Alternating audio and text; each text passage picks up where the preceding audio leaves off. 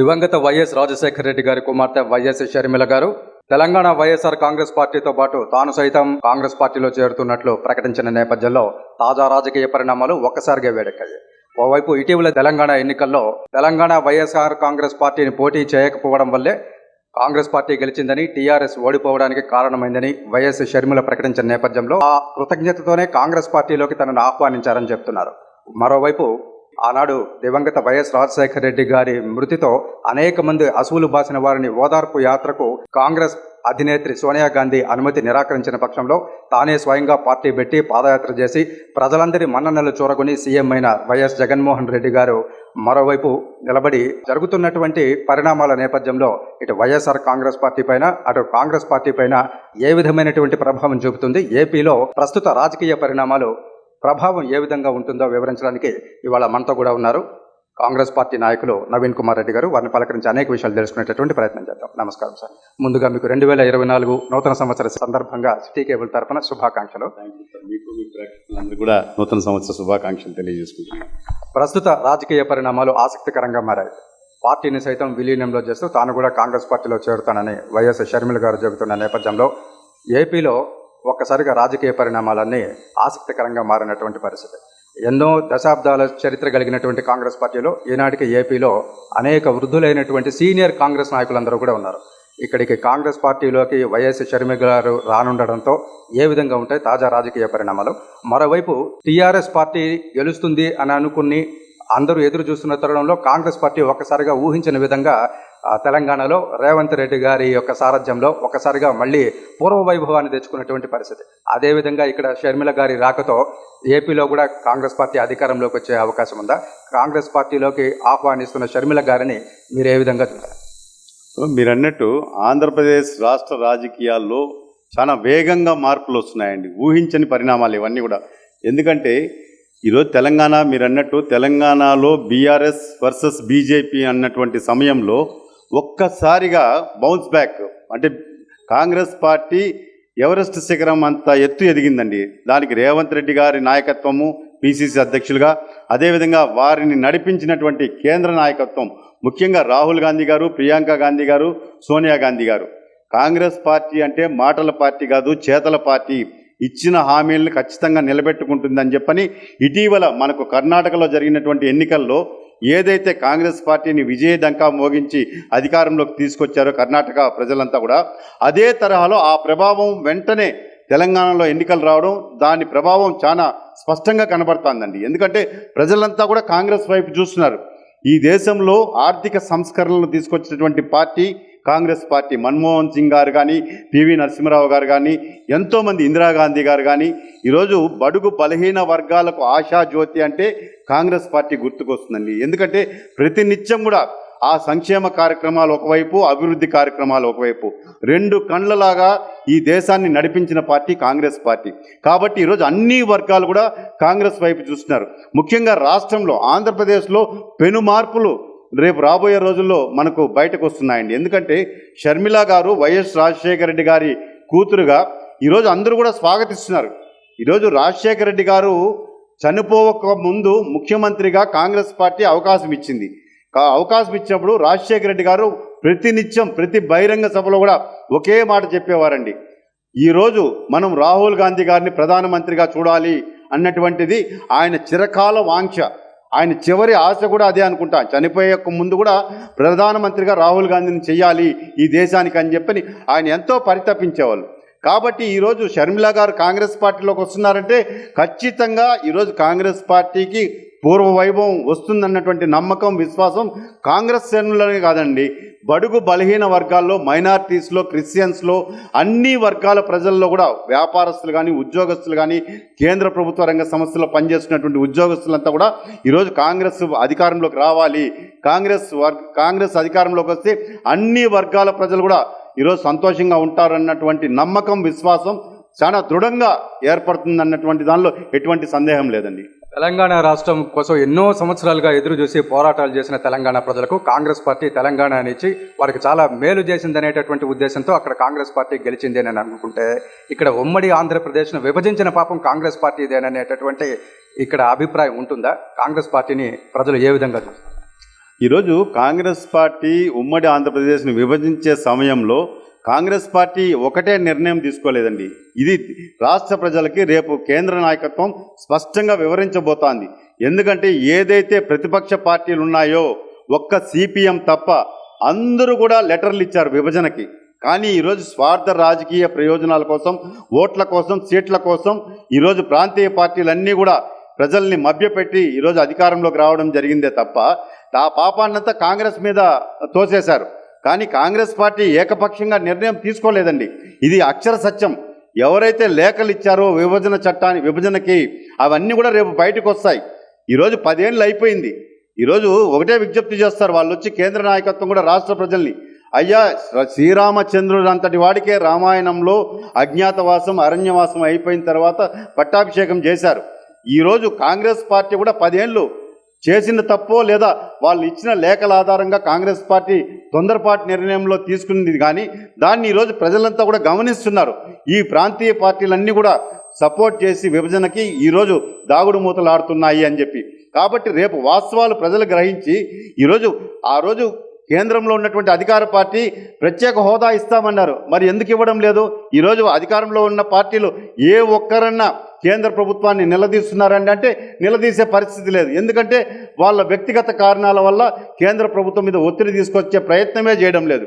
భారీ మెజార్టీతో గెలిపించమండి, ఒక్కసారి అవకాశం ఇవ్వండి అన్నారు. ప్రజలు ఏకపక్షంగా అవకాశం ఇచ్చారు. మరి ఏం చేశారండి? ప్రత్యేక హోదా లేదు, రైల్వే జోన్ లేదు, కడప ఉక్కు పరిశ్రమ లేదు. మన చిత్తూరు జిల్లాలో అయితే షుగర్ ఫ్యాక్టరీలు ఎక్కడివక్కడ ఈరోజు స్క్రాప్ అయిపోయినాయండి. తెరిపిస్తామని చెప్పారు.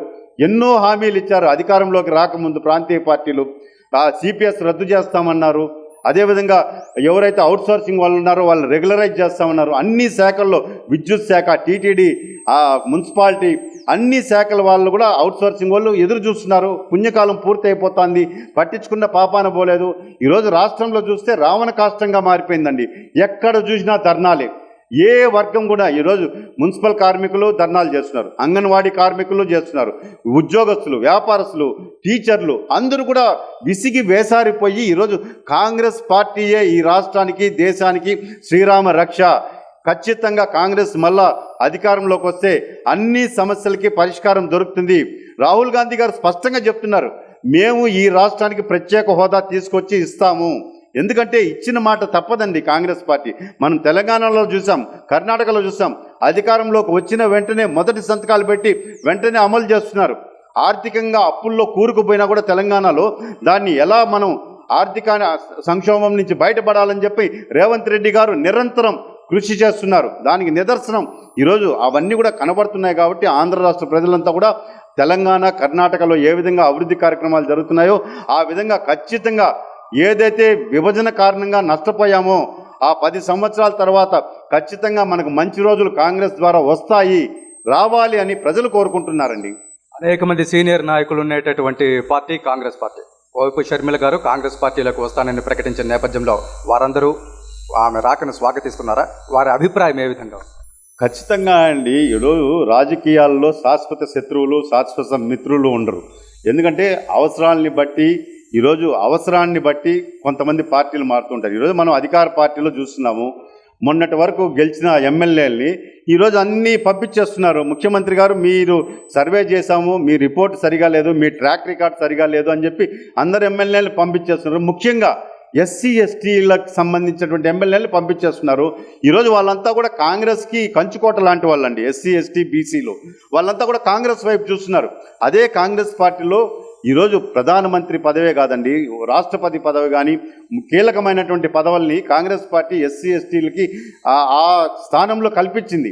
కాబట్టి కాంగ్రెస్ పార్టీ గొడుగు కిందకి మనమంతా కూడా చేరాలి, కాంగ్రెస్ మనల్ని తల్లిలాగా ఆదరిస్తుంది అన్నటువంటి విశ్వాసం ఈరోజు సీనియర్స్లో అందరిలో కూడా వస్తుంది. కాబట్టి అందరూ కూడా అండి, మనం తెలంగాణలో కూడా చూసాము, తెలంగాణలో కూడా సీనియర్స్ అంతా ఉన్నారు కాంగ్రెస్ నాయకులు. వాళ్ళందరూ కూడా రేవంత్ రెడ్డి గారు వచ్చినప్పుడు వ్యతిరేకించారు. కానీ కాలక్రమేణా అందరూ ఒకే ప్లాట్ఫామ్కి మీదకి వచ్చే లోపల ఈరోజు ప్రజలు పట్టం కట్టారు. ఏకతాటిపైకి కాంగ్రెస్ సీనియర్ నాయకులందరూ వచ్చారు కాంగ్రెస్ అధికారంలోకి రావాలని.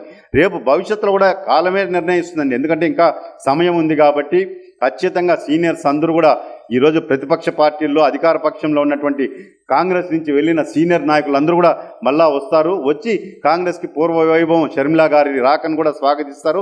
షర్మిలా గారే కాదండి, కాంగ్రెస్ పార్టీని నచ్చి ఇంద్రమ్మ పరిపాలన రావాలని చెప్పని ఎవరైతే ఇప్పుడు ఎమ్మెల్యేలంతా కూడా బయటకు వస్తున్నారో వాళ్ళందరూ కూడా కాంగ్రెస్ పార్టీలోకి రావాలని కూడా మేము కోరుకుంటున్నామండి. ఆనాడు వైఎస్ రాజశేఖర రెడ్డి గారు మరణించిన అనంతరం ఆ బాధను తట్టుకోలేక ఎంతో మంది అసువులు బాసినటువంటి పరిస్థితి మనం చూసాం. ఆ తర్వాత వారినందరినీ ఓదార్చాలని చెప్పి కాంగ్రెస్ పార్టీలో అప్పటి సోనియా గాంధీ గారిని అనుమతి అడిగితే వారు నిరాకరించిన నేపథ్యంలో జగన్మోహన్ రెడ్డి గారు పాదయాత్ర చేపట్టడం, సొంతంగా పార్టీ పెట్టడం, ప్రజల మద్దతుతో తాను సీఎం అవడం, కాంగ్రెస్ పార్టీని ఏ విధంగా అయితే విభేదించి బయటకు వచ్చారో ఇవాళ ఆ విభేదాలను విభేదించాలన్నా కాంగ్రెస్ పార్టీలోకి షర్మిల గారు ఏ ఉద్దేశంతో వస్తున్నారు? ఒకటండి, ఇప్పుడు మన కుటుంబంలో ఇద్దరు అన్నదమ్ములు ఉన్నా 5 ఏళ్ళు ఉన్నాయండి, 5 ఏళ్ళు సమానంగా ఉండవు. కాబట్టి అదేవిధంగా అన్న మనస్తత్వం ఒకటి ఉండొచ్చు, చెల్లి మనస్తత్వము. రాజశేఖర రెడ్డి గారి చివరి కోరిక రాహుల్ గాంధీ గారిని ప్రధానమంత్రిని చేయాలన్నది చివరి కోరిక. ఆయన బతుకున్నప్పుడు చెప్పాడు వైఎస్ రాజశేఖర రెడ్డి గారు. ఆయన తండ్రి కోరికను తీర్చేదానికి షర్మిల గారు ఖచ్చితంగా కాంగ్రెస్ పార్టీలోకి వస్తూ ఉందని అనుకోవచ్చు కదా. ఈరోజు అన్న విభేదించుండొచ్చు, ఆ రోజు పరిస్థితులను బట్టి ఎందుకు ఓదార్పు యాత్ర వద్దురన్నారు అనేది ఆ రోజు పరిస్థితులను బట్టి చెప్పుండొచ్చు. కానీ ఈరోజు పార్టీ పెట్టేశారు, బయట ఉన్నారు. ఈరోజు షర్మిల గారు కూడా పార్టీ పెట్టారు. కానీ ఎన్ని చిన్న కాలువలన్నీ కూడా కలిసే సముద్రంలోనే అండి.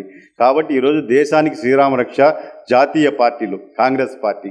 కాబట్టి ఈరోజు షర్మిల గారు వస్తారు, రేపు ఇంకో ప్రాంతీయ పార్టీ నాయకులు కూడా రేపు లైక్ మైండెడ్ పీపుల్ ఎవరైతే ఉన్నారో ఈ దేశం కోసం, ఈ రాష్ట్రం కోసం, అన్ని వర్గాల ప్రజలు సుఖ సంతోషాలతో ఉండాలని కోరుకునే ప్రాంతీయ పార్టీలు కూడా రేపు కాంగ్రెస్ పార్టీతో కలిసి ఎన్నికల్లో వచ్చేదానికి ఆస్కారం ఉంటుంది. ఎందుకంటే తెలంగాణలో మనం చూసాం, సిపిఐ గెలిచింది, సిపిఎం కలిసింది. వాళ్ళు వామపక్షాలు, వాళ్ళకి ఎన్ని ఆలోచనలు ఉన్నా కూడా కాంగ్రెస్ పార్టీ అనేది అది లౌకిక పార్టీ, అందరితో కలుస్తుంది కాబట్టి, అన్ని వర్గాల ప్రజలను హక్కును చేర్చుకుంటుంది కాబట్టి కాంగ్రెస్ పార్టీలు కలవాలని చెప్పి వాళ్ళు వచ్చి కలవడం జరిగింది. రేపు మిగతా ప్రాంతీయ పార్టీలు ఏదైతే ప్రధాన పార్టీలు ఉన్నాయో ప్రాంతీయ పార్టీలు రేపు ఖచ్చితంగా కాంగ్రెస్ పార్టీలు కలిసి ఎన్నికల్లోకి పోయేదానికి కూడా ఆస్కారం ఉంటుంది. ఆ విధంగా కూడా కేంద్ర నాయకత్వం కూడా ఆలోచిస్తూ ఉందండి. జగన్మోహన్ రెడ్డి గారి వెంట నడిచిన, షర్మిల గారి వెంట నడిచిన ఈ అభిమానులందరూ కూడా మొత్తానికి వైఎస్ రాజశేఖర రెడ్డి గారి అభిమానులు. వైఎస్ షర్మిల గారు ఊహించిన విధంగా పార్టీ పెడతారని చెప్పి ఎవరు కూడా ఆలోచించి ఉండరు. మళ్ళీ ఇప్పుడు కాంగ్రెస్ పార్టీలోకి వచ్చి చేరతారని కూడా, పార్టీని కూడా కలిపేస్తారని కూడా ఎవరు ఊహించి ఉండరు. ఈ నేపథ్యంలో వైఎస్ రాజశేఖర రెడ్డి గారి యొక్క అభిమానుల పరిస్థితి, ఏపీలో ఉన్నటువంటి జగన్మోహన్ రెడ్డి గారి పార్టీలో ఉన్నటువంటి నాయకులు, కార్యకర్తల పరిస్థితి ఏ విధంగా ఉండదు? ఖచ్చితంగా అండి, ఈరోజు ఏపీలో వైఎస్ రాజశేఖర రెడ్డి గారు చిన్న స్థాయి నుంచి ముఖ్యమంత్రి స్థాయి వరకు పిసిసి ప్రెసిడెంట్గా ఆయన పాదయాత్ర చేసి కాంగ్రెస్ పార్టీకి అత్యధిక స్థానాలు కేంద్రంలో ఎంపీ సీట్లను ఇవ్వడం జరిగింది. ఆ రోజు మనం కేంద్రంలో కాంగ్రెస్ పార్టీ అధికారంలో ఉంది అంటే మనం ఆంధ్రప్రదేశ్ నుంచి ఎక్కువ సంఖ్యలో ఎంపీ సీట్లు వచ్చేవి కాబట్టి ఆ రోజు పటిష్టంగా కాంగ్రెస్ పార్టీ ఉండింది. ఈరోజు వైఎస్ఆర్ ఆశయ సాధన కోసం వైఎస్ఆర్ ఏదైతే కోరుకున్నారో కాంగ్రెస్ పార్టీ ఎప్పటికీ అధికారంలో ఉండాలి, రాహుల్ గాంధీ ప్రధాని కావాలని చెప్పని ఈరోజు వాళ్ళ కుమార్తెగా మన రాహుల్ గాంధీ గారి నాయకత్వంలో ఈరోజు షర్మిల గారు వస్తున్నారు. కాబట్టి ఖచ్చితంగా ఏపీలో ఉన్నటువంటి వైఎస్ఆర్ అభిమానులంతా కూడా, ఎందుకంటే జగన్మోహన్ రెడ్డి గారికి ఒక అవకాశం ఇమ్మన్నారు, వైఎస్ఆర్ రాజశేఖర రెడ్డి గారి కుమారుడిగా ఆయనకు ఒక అవకాశం ఇచ్చారు. ఈరోజు కుమార్తె వచ్చి ఒక అవకాశం ఇవ్వండి, మా నాన్న చివరి కోరిక రాహుల్ గాంధీ గారిని ప్రధానమంత్రి చేసేదని చెప్పి రేపు షర్మిల గారు బహిరంగ సభల్లో ఒక విజ్ఞప్తి చేస్తారు వైఎస్ఆర్ అభిమానులకంతా. ఖచ్చితంగా కుమార్తెకు కూడా ఒక అవకాశం ఇవ్వాలి కదండి, ధర్మం కదా ఇది. ఖచ్చితంగా వస్తారని చెప్పి మేమంతా కూడా ఆశిస్తున్నాం. ఈ అవకాశం ఇచ్చే పరిస్థితుల్లో ఇప్పుడు వైసీపీలో ఉండేటటువంటి వారంతా కాంగ్రెస్ పార్టీలోకి వస్తారని మీరేమన్నా అనుకుంటున్నారా? పరిస్థితులు ఏ విధంగా ఉండదు? ఖచ్చితంగా అండి, ఎందుకంటే వైసీపీలో చాలామంది కార్యకర్తలు, కరుడుగట్టినటువంటి కార్యకర్తలు వైఎస్ఆర్ అభిమానులు ఉన్నారు. వాళ్ళకి న్యాయం జరగలేదని చెప్పి మదన పడిపోతున్నారు. ఎందుకంటే ఈ రాష్ట్రంలో అందరూ కూడా కాంగ్రెస్ పార్టీ నుంచి వెళ్ళిన వాళ్ళే, వైఎస్ఆర్ కాంగ్రెస్ పార్టీల నాయకులు కానీ కార్యకర్తలు కానీ. వాళ్ళు ఎక్కడ కూడా మాకు న్యాయం జరగడం లేదు, ఈరోజు మధ్యలో వచ్చి ఇతర పార్టీల నుంచి వచ్చి ఇక్కడ అన్ని పనులు చేసుకుంటున్నారు, మమ్మల్ని తొక్కేస్తున్నారు, రాజకీయంగా తొక్కేస్తున్నారు, ఆర్థికంగా ఇబ్బందులు పడుతున్నామని చాలామంది వైఎస్ఆర్ పార్టీలో కార్యకర్తలు, రెండో శ్రేణి నాయకులంతా కూడా బాధపడుతున్నారు. సో వాళ్ళందరూ కూడా నెక్స్ట్ ఆల్టర్నేటివ్ వాళ్ళు కాంగ్రెస్ అండి. వాళ్ళు కాంగ్రెస్ని ఎప్పుడూ కూడా పరాయి పార్టీగా చూడరు. కాంగ్రెస్ అంటే వైఎస్ఆర్ రాజశేఖర రెడ్డి, రాజశేఖర రెడ్డి అంటే షర్మిలా గారు. కాబట్టి మన ఇంట్లో పార్టీకే మనం వెళ్తున్నాము. మన ఇంటి పార్టీ కాంగ్రెస్ పార్టీ. ఖచ్చితంగా మనం అందరం కలిసి ఒక్కసారి రాజశేఖర రెడ్డి గారు ఏదైతే చివరి కోరిక ఆయన కోరుకున్నారో దానికోసం మనం షర్మిలా గారికి మద్దతు ఇస్తామని వస్తారండి, తప్పకుండా వస్తారు. వాళ్ళ కాంగ్రెస్లో ఎప్పటికీ కూడా కాంగ్రెస్లో ఒకటి ఉందండి, స్వేచ్ఛ, వాక్ స్వాతంత్రం. ఎవరైనా సరే నాయకుడిగా ఎదిగేదానికి ఆస్కారం కాంగ్రెస్ పార్టీలో ఉంటుంది.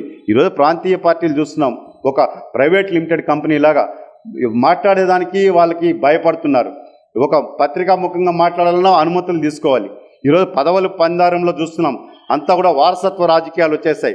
ఎవరైతే కష్టపడినటువంటి ద్వితీయ శ్రేణి కానీ కార్యకర్తలకు కానీ ఎక్కడ కూడా పదవుల్లో న్యాయం జరగడం లేదన్నటువంటి ఆవేదన వాళ్ళల్లో ఉంది. కానీ కాంగ్రెస్లో అయితే ఎప్పుడు కూడా బడుగు బలహీన వర్గాలు బీసీల నుంచి పదవుల పందారం స్టార్ట్ అవుతుందండి. వాళ్ళందరికీ కూడా సముచిత స్థానాలను ఇచ్చి మళ్ళీ అగ్రకులాలకి కూడా సముచిత స్థానం ఇచ్చేవాళ్ళు. ఇద్దరిని కూడా రెండు కండ్లలాగా కాంగ్రెస్ పార్టీ చూస్తుంది. కాబట్టి కాంగ్రెస్ అంటేనే ఒక ఉమ్మడి కుటుంబం లాంటిది. అన్ని వర్గాలు, అన్ని మతాలు, అన్ని కులాలు కాంగ్రెస్ పార్టీలో విలీనం అయితే అందరూ కూడా సంతోషంగా ఉంటారన్నటువంటి ఆలోచన ప్రతి ఒక్కరిలో ఉంటుందండి. అతిపెద్ద పార్టీ అయిన కాంగ్రెస్ పార్టీలో జాతీయ పార్టీగా ప్రత్యేకించి మన తిరుపతిలో కనుక చూసుకుంటే, ఒకవేళ కాంగ్రెస్ పార్టీ కనుక అధికారంలోకి వచ్చేటటువంటి అవకాశాలు మీరు చెప్పినట్లు మెండుగా ఉన్న పక్షంలో ఇక్కడ తిరుపతిలో ఎమ్మెల్యే స్థానం ఎవరికి కేటాయించవచ్చు?